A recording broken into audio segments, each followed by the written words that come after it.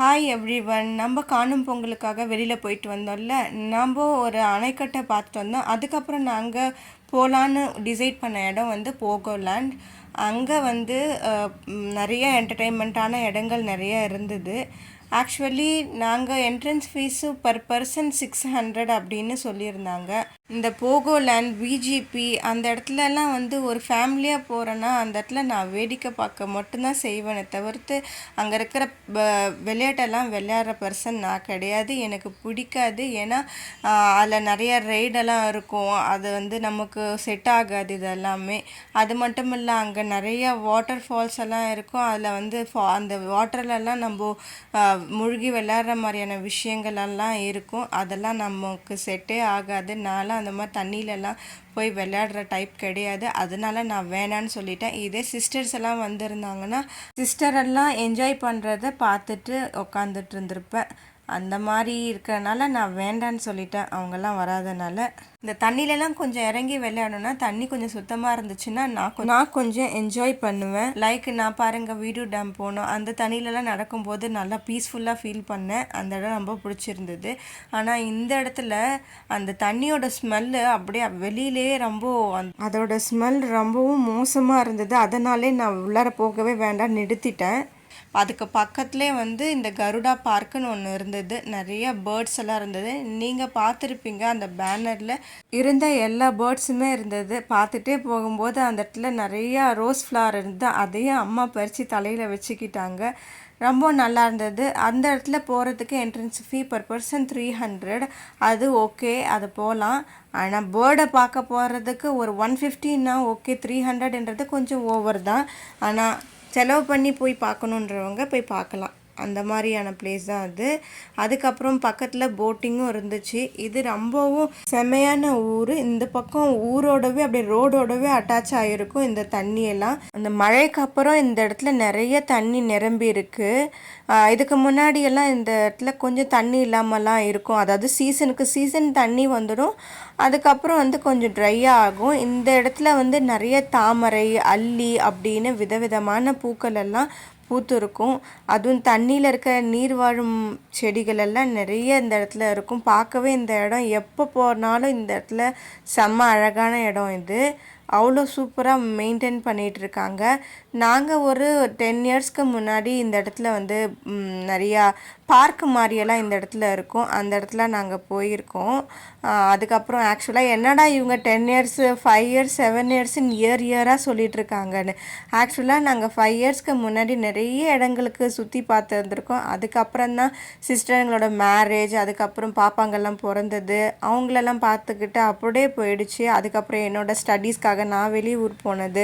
அதனால் எங்கேயுமே எங்களால் போக முடியல. அவங்கவுங்க ஊரில் வெளியில் அங்கே போய் நிறையா சுற்றி பார்த்துருக்கோமே தவிர்த்து அதுக்கப்புறம் எங்கள் ஊரில் வந்து சுற்றி பார்க்குறதுக்கான டைமே எங்களுக்கு கிடைக்கல. அது மட்டும் இல்லாமல் நான் நேற்றே சொல்லியிருப்பேன் பாருங்கள், கிளம்பணும். ஆனால் பிளான் வந்து வேண்டான்னு முடிவு எடுத்தாங்க. அப்புறம் திரும்பவும் கிளம்பணும்னு. ஆக்சுவலாக நாங்கள் எப்போ பிளான் பண்ணாலுமே இப்படி ஆகிறது உண்டு.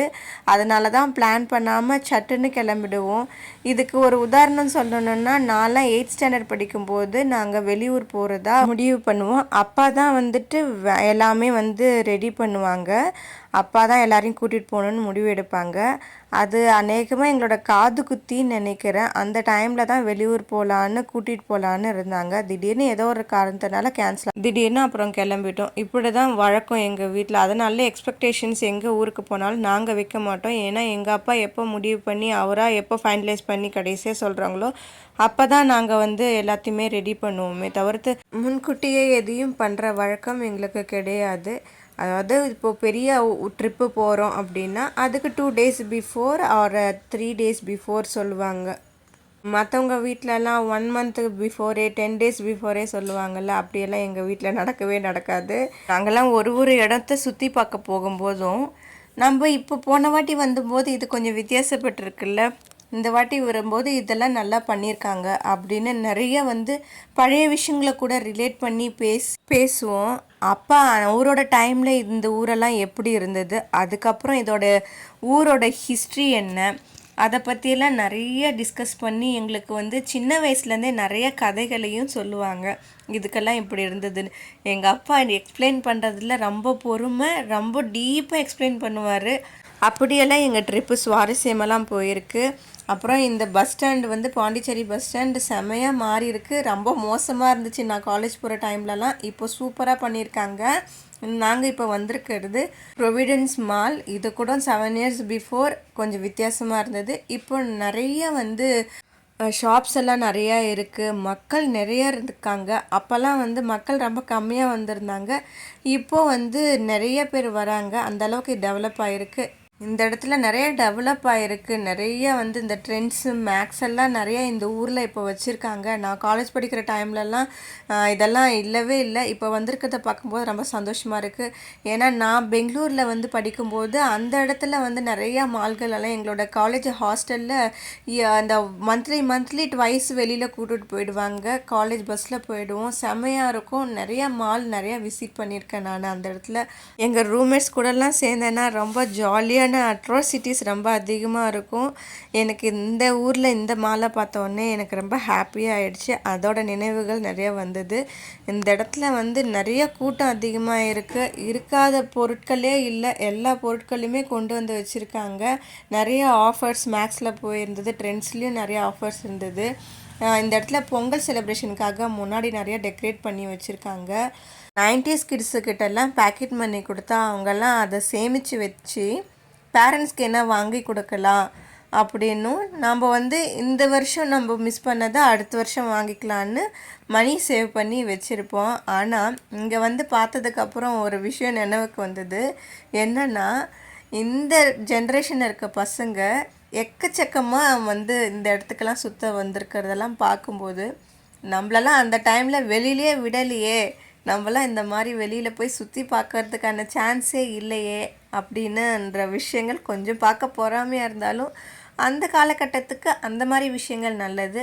இந்த காலகட்டத்தில் சேஞ்ச் ஆகிருக்கனால இதுவும் மோசம் நம்ம சொல்ல முடியாது. பசங்க ரொம்ப அப்டேட் ஆகிருக்காங்க. நிறையா விஷயங்கள் நியூவாக இருக்கும்போது அந்த டைமுக்கு ஏற்ற மாதிரி நாமளும் மாறிக்கணும். இல்லைன்னா நமக்கு ஒரு பேர் வச்சு விட்டுருவாங்க. அப்புறம் பார்க் அவென்யூ போயிருந்தாங்க. அப்பாவும் அம்மாவும் ட்ரெஸ் எல்லாம் நல்லா இருக்குன்னு பார்த்துட்டு இருந்தாங்க. எனக்கு ஒரே ஆச்சரியம். ஏன்னா அப்பா அவருக்குன்னு அவரே ட்ரெஸ் எடுத்துக்கவே மாட்டார். அவருக்கு ட்ரெஸ் எல்லாம் அம்மா, சிஸ்டர்ஸ், தம்பி எல்லாம் தான் எடுப்பாங்க. மோஸ்ட்லி அம்மா தான் அதிகம். இன்னைய வரைக்கும் அவரோட ஷர்ட்டோட சைஸ் என்னன்னு அவருக்கே தெரியாது. அவரோட எல்லாமே அம்மாவுக்கு தான் தெரியுமே. அப்படி அவருக்கு ஒரு ட்ரெஸ் எடுக்கணுன்னா யோசிப்பார். அப்பாவே அப்படி தானே, அம்மாவும் அப்படி தான். நமக்கு ஏதாவது எடுக்கணும் அப்படின்னும்போது யோசிப்பாங்க. பசங்க எடுத்துக்கிட்டோன்னு அவங்க அதில் மட்டுமே கான்சென்ட்ரேட் பண்ணுவாங்களே தவிர்த்து தனக்குன்னு ஏதாவது ஒன்று எடுத்துக்கணும் அப்படின்னும்போது ஒரு யோசிப்பாங்க. என்னோடய சிஸ்டர்ஸ் தான் வாங்கி கொடுப்பாங்க எங்கள் அப்பாவுக்கு ட்ரெஸ்ஸஸ் எல்லாமே. அதுலேயும் பெங்களூர் சிஸ்டர் பர்த்டேவானா மறக்காமல் எப்பயுமே டேடிக்கு ஷர்ட்ஸ் ஒரு 5-6 ஷர்ட் ஆச்சு எடுத்து கொடுத்து அனுப்பிச்சிடுவாங்க.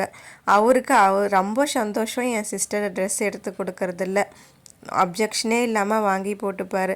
ஆனால் அம்மா கொண்டு வர ட்ரெஸ்ஸில் இது சரியில்லை அது சரியில்லைன்னு சொல்லுவாங்க. அப்பாவே அப்படி தானே. டாட்டர்ஸ் எல்லாம் எடுத்து கொடுக்கறதுல ஒன்றும் சொல்ல மாட்டாங்க. ஒய்ஃப் ஏதாவது எடுத்து கொடுத்தா அதில் ஏதாவது குறை சொல்லுவாங்க. அதை பார்க்கவே காமெடியாக இருக்கும். அப்புறம் இந்த இடத்துல கேர்ள்ஸுக்கு, கிட்ஸுக்கு, பாய்ஸ்க்கு அப்புறம் சாப்பிட்ற வேண்டிய ஃபுட்டு எல்லாமே இருந்தது. செம்மையாக இருந்தது. ஃபுட் கோர்ட்டில் நம்ம வீட்டு சமையல் அப்படின்னு ஒரு ஃபுட்டு ஷாப் இருந்தது. அதில் கோம்போ ஆஃபர் மீல் கொடுத்துருந்தாங்க. அதில் prawn gravy, white rice, curd rice, rasam சாதம், ஏதோ ஒரு ஸ்டார்டரும் இருந்தது. அது 250க்கு ஒர்த்தானது. நாங்கள் கேஎஃப்சியில் சாப்பிட்டுட்டு அதோட ஸ்வீட் சாப்பிட்டு எங்களுடைய அந்த இடத்துல எங்களோட வேலை முடிஞ்சிட்டு நாங்கள் இன்னொரு இடத்துக்கு போக ஆரம்பிச்சிட்டோம். இந்த வீடியோ உங்களுக்கு ரொம்ப பிடிச்சிருக்குன்னு நினைக்கிறேன். அடுத்தது நாங்கள் எங்கே போகிறோன்னு வெயிட் பண்ணி பாருங்கள். To be continue. இன்னொரு இடத்துல பார்க்கலாம். ஹாப்பியாக இருங்க. Bye bye. Subscribe channel.